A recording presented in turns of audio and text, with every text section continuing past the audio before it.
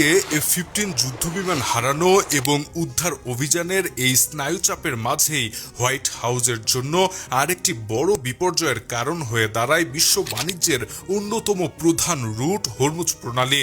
Wall Street journal তাদের প্রতিবেদনে আরও একটি চাঞ্চল্যকর তথ্য ফাঁস করেছে। যুদ্ধ শুরুর পরপরই অত্যন্ত সুকৌশলে এবং চোখের পলকে গুরুত্বপূর্ণ এই হরমুজ প্রণালী সম্পূর্ণ বন্ধ করে দেয় ইরান।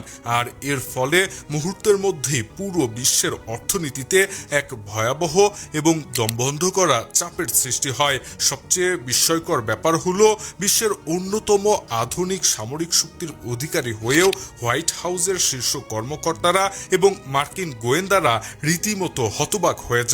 তারা বুঝতেই পারছিলেন না যে ইরান এত দ্রুত এবং এত সহজে কিভাবে এই বিশাল প্রণালীর নিয়ন্ত্রণ হাতে নিয়ে নিল। পরিস্থিতির ভয়াবহতা অনুধাবন করে প্রেসিডেন্ট ট্রাম্প নিজেও চরম বিস্ময় প্রকাশ করেন। তিনি ক্ষোভ ও হতাশা নিয়ে তার কর্মকর্তাদের উদ্দেশ্যে মন্তব্য করেন, শুধুমাত্র ড্রোন দিয়ে একজন মানুষ কিভাবে পুরো হরমুজ প্রণালী বন্ধ করে দিতে পারে। সস্তা ড্রোনের কাছে আমেরিকার কোটি ডলারের প্রযুক্তির এই অসহায়ত্ব ট্রাম্প প্রশাসনকে এক কঠিন বাস্তবতার মুখোমুখি দাঁড় করিয়ে দেয়। আর ঠিক এই জায়গাটিতেই আসে আন্তর্জাতিক ভূ রাজনীতির সবচেয়ে বড় ক্লাইম্যাক্স।